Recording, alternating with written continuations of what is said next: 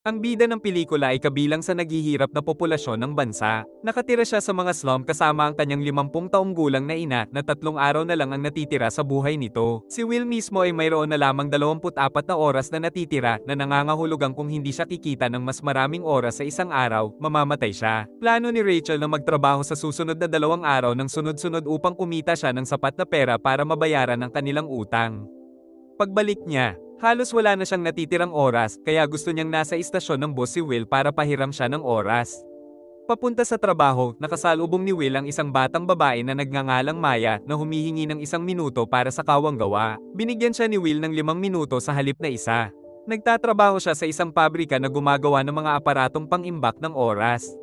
Matapos magtrabaho ng husto sa buong araw, mas mababa ang kanyang sweldo kaysa karaniwan. Nang tanungin, sinabi ng distributor na dinagdagan ng mga mayayaman ng pang-araw-araw na kota ng trabaho at hindi naabot ni Will ang sa kanya. Nasaraan ng loob si Will sa sweldo, tumungo siya sa isang bar kung saan nakilala niya ang kanyang alkoholikong kaibigan, si Borrell. Hiniling ni Borrell sa kanya na kumuha ng kahit ilang inumin hanggat gusto niya dahil isang mayamang lalaki na nagngangalang Henry ang bumibili ng inumin para sa lahat ng nasa bar. Sinasabi ng mga tao na matagal na siyang nasa bingit ng kamatayan. Nalilito si Will kung bakit may isang taong tulad ni Henry na pupunta sa isang club sa mga slum. Napansin din niya ang ilang kilalang kriminal na nakatingin kay Henry, marahil ay para pagnakawan siya.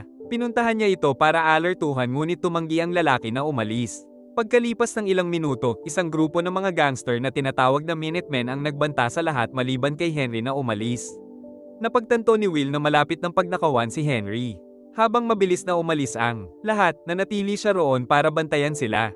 Ang pinuno ng Minutemen, si Fortes, ay humiling sa isa sa kanyang mga alipors na atakihin si Henry na nasa banyo. Pero bago iyon, biglang pumasok si Will at pinagpapatay ang lalaki. Kasunod nito, tumakas siya kasama ang isang lasing na si Henry na halos hindi na namalayan ang nangyayari. Sinundan sila ng mga Minutemen hanggang sa isang punto ngunit kinailangan nilang umalis nang mawala ang dalawa. Samantala, nagtago sina Henry at Will sa isang inabandonang gusali. Isiniwalat ni Henry na siya ay 105 taong gulang na. Matapos mabuhay ng napakatagal, sawa na siya sa buhay at ayaw na niyang mabuhay pa. Kaya naman, hindi makatwiran siyang pumunta sa bar na walang pakialam kung mamatay man siya. Naguluhan si Will sa kabalintunaan na araw-araw niyang pinaghihirapan ang kung ano ang mayroon si Henry ngunit ayaw niya. Isiniwalat ni Henry na may sapat na oras para sa lahat ng tao sa mundo. Gayunpaman, kinukuha ng mga sakim, mayayaman, at makapangyarihang tao ang lahat ng ito para sa kanilang sariling kabutihan. Nabigla at nadismaya si Will sa revelasyon ngunit wala siyang magawa tungkol dito. Kinabukasan, nagising si Henry sa tabi ng natutulog na si Will. Ibinigay niya ang lahat ng kanyang oras sa kanya, naiwan ang kanyang sarili na may 5 minuto lamang. Pagkalipas ng ilang sandali, nagising si Will at labis na nagulat nang makita ang mahigit 1 siglong halaga ng oras sa kanyang palso. Pagkatapos ay natuklasan niya si Henry na nakaupo sa isang kalapit na tulay. Sa pagtatapos ng oras ni Henry, ngumiti siya at tumalon sa ilog. Pagkatapos, nakilala ni Will si Borrell at ikinwento ang lahat ng nangyari kay Henry. Nagbigay din siya ng ilang oras kay Borrell para hindi na siya masyadong mahirapan. Sa dami ng oras sa mundo, nais ni Will na magkaroon ng pagkakapantay-pantay at alisin ang malaking agwat ng oras sa pagitan ng mayayaman at mahihirap. Pagkaalis ni Will, pumunta si Borrell sa isang bar para uminom. Si Rachel, na nagsusumikap sa nakalipas na 2 araw, ay sa wakas ay nabayaran ang kanyang utang at pumunta sa hintuan ng bus. Ngunit napagtanto niya na wala siyang sapat na oras para sumakay ng bus. Nagsimula siyang tumakbo pa uwi upang maabyutan si Will sa oras. Gayunpaman, nang sa wakas ay magkita sila, si Rachel ay bumagsak na patay sa mga bisig ni Will. Umiyak siya sa pagdadalamhati sa pagkamatay ng kanyang ina na maaaring napigilan sa loob lamang ng ilang segundo. Kinabukasan, natuklasan ng pulisya ng bayan. Nakilala bilang mga tagabantay ng oras ang bangkay ni Henry sa ilog. Nang makita nilang naubusan na siya ng oras, inakala nilang ninakawan siya. Iniimbestigahan ng senior timekeeper na si Raymond at ang kanyang junior na si Yeager ang kaso. Samantala, bumili si Will ng isang magarbong kotse at mga damit na may disenyo. Pagkatapos ay nagmaneho siya papunta sa isang eksklusibong kapitbahayan na tinatawag na New Greenwich sa kabila ng hangganan ng time zone. Nabighani siya sa kagandahan ng lugar at inihambing ito sa kanyang bayan. Noong mas kaunti ang oras ni Will, sanay na siyang tumakbo kahit saan. Ginagawa niya ang pareho sa bagong bayan, ngunit agad niyang napagtanto na mabagal maglakad ang mga tao sa paligid niya. Sa gabi, nanatili siya sa isang marangyang hotel at nagising na nakasuot ng mamahaling suit. Sa unang pagkakataon sa kanyang buhay, kumain siya ng gourmet breakfast. Pagkatapos magbayad para sa pagkain, binigyan niya ng tip ang waitress sa 1 linggo. Komento nito na medyo mabilis gawin ni Will ang lahat kumpara sa kanilang mga karaniwang customer. Samantala, nakita ng mga timekeepers ang kuha ni na Will at Henry na magkasama bago namatay si Henry. Habang kumukuha sila ng mas maraming detalye tungkol sa kanya, napagtanto ni Raymond na kilala niya ang ama ni Will. Pagbalik sa New Greenwich, pumasok si Will sa isang kasino upang magsugal sa unang pagkakataon sa kanyang buhay. Nagkataong naroon din ang isang bilyonaryo na nagngangalang Felipe Weiss. Naglaban sila ni Will. Nanalo si Will sa unang ilang round, ngunit may natitira pang mahabang panahon si Felipe. Pagkatapos manalo ng ilang round laban sa bilyonaryo, umabot sa mahigit 2 siglo ang buhay ni Will. Habang nag-uusap ang mesa, pinag-usapan ni Felipe ang agwat sa pagitan ng mahihirap at mayaman at sinabing natural lang ang agwat na iyon. Ibinigay ni Will ang lahat ng kanyang oras para sa susunod na round, na nag-iwan sa kanya ng 30 segundo lamang. Pinigilan ng mga tao ang kanilang mga hininga para sa resulta at nawalan ng imik nang manalo siyang muli na nagkamit ng 1 milyon na halaga ng oras. Hanga at interesado si Felipe sa personalidad ni Will. Napansin niya na tinitingnan ni Will ang kanyang anak na si Sylvia at ipinakilala ito sa kanya. Inimbitahan din siya ng bilyonaryo sa isang party sa kanyang mansyon. Bumili si Will ng bagong kotse at nagmaneho papunta sa mansyon ni Felipe. Wala siyang kakilala sa mga tao roon at naglibot-libot lang. Maya-maya, nilapitan siya ni Sylvia at nagsimula ng isang pag-uusap. Sumayaw sila habang nag-uusap tungkol sa iba't ibang bagay. Sinabi sa kanya ni Sylvia na pakiramdam niya ay walang kabuluhan ang kanyang buhay dahil wala siyang mga layunin o mithiin. Napagpasyahan nilang iwanan ng party at lumabas sa kalapit na beach. Matapos lumangoy ng ilang sandali, nagpasya silang bumalik sa mansyon at nagulat nang makita ang mga tagapagtala ng oras na naghihintay kay Will. Dinala ni Officer Raymond si Will sa isang pribadong silid kung saan tapat na ikinwento ni Will kung paano siya nagkaroon ng higit sa 1 milenyo, gayunpaman, hindi naniwala si Raymond sa kanyang kwento. Kinumpis kanya ang halos lahat ng oras ni Will at inaresto ito. Habang dinadala palayo, mahusay na inatake ni Will ang mga tagapagtala ng oras at banihag si Sylvia. Pumasok ang dalawa sa kanyang sasakyan at nagmaneho palayo, habang sinusundan ng mga tagapagtala ng oras. Sa wakas, nakatakas sila matapos magtago sa ilalim ng tulay. Kinaumagahan, naaksidente sila habang nagmamaneho sa highway. Natagpuan sila ng gangster na si Fortes at ang kanyang grupo sa lugar ng aksidente at ninakaw ang oras ni Sylvia. Iniwan siyang May 30th minuto na lamang na buhay. Nang magising ang dalawa, pinahiram siya ni Will ng ilang minuto upang makatakbo sila papuntang Borel at humingi sa kanya ng 1 o 2 araw. Gayunpaman, pagdating nila roon, ipinaalam kay Will ang pagkamatay ng kanyang kaibigan na sanhi ng pagkalason sa alkohol. Pagkatapos ay ibinenta ng dalawa ang mga hakaw ni Sylvia sa isang pawn shop sa loob ng karagdagang 2 araw. Kasunod nito, tinawagan ni Will si Raymond at humingi ng 1,000 taon na pantubos na ipamamahagi sa lahat ng tao sa kanyang lungsod ng Salaitan sa loob ng 1 araw. Sa gabi, nanatili sila ni Sylvia sa kanyang apartment.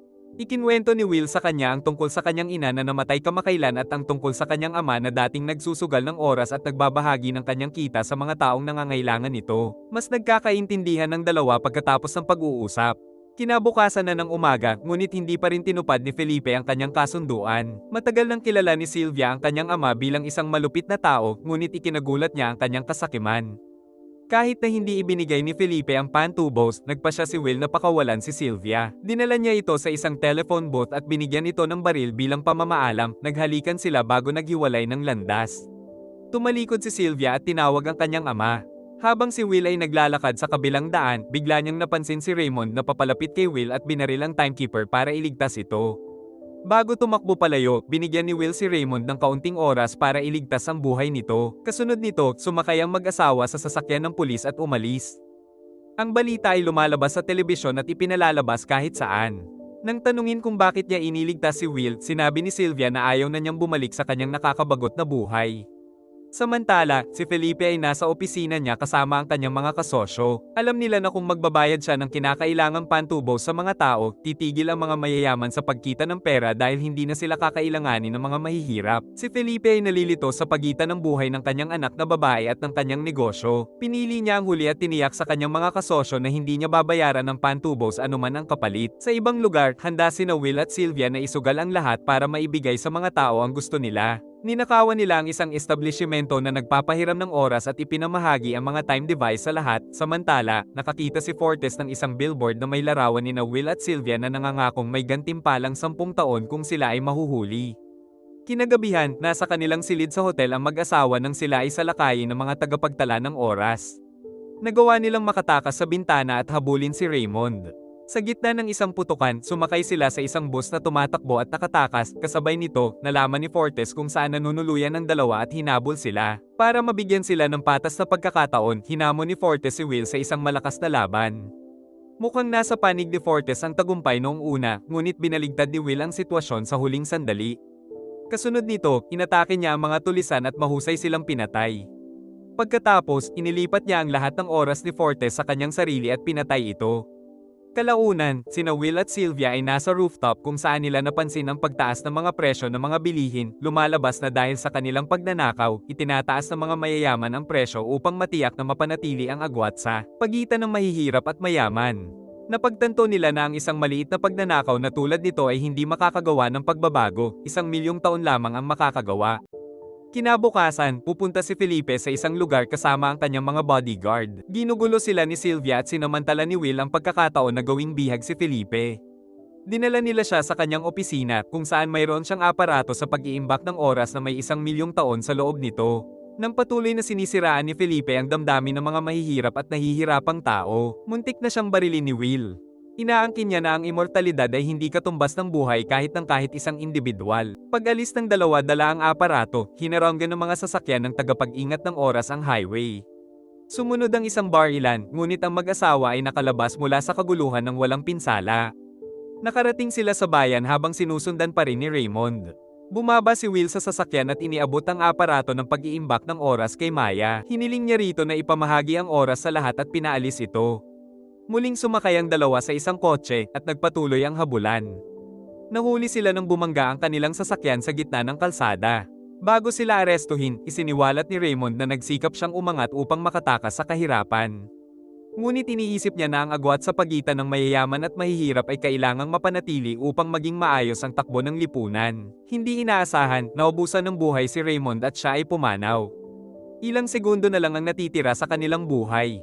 Tumakbo sila patungo sa sasakyan ni Raymond at binigyan ng oras para sa isa pang araw. Sa huling eksena, ang mga tao mula sa bayan ay tumawid sa mga hangganan upang makarating sa bagong Greenwich, naghahanap ng mas maraming pasilidad. Sina Sylvia at Will ay nasa harap ng isang time bank na inihahanda para sa kanilang susunod na pagnanakaw. Iyan lang ang lahat mula sa video. Sana ay nagustuhan ninyo. Mag-subscribe para sa higit pang nilalaman tulad nito at pindutin ang like button upang matulungan kami. Mag-iwan din ng komento kung gusto ninyong i-recap namin ang inyong paboritong pelikula. Hanggang sa muli, ingat kayo.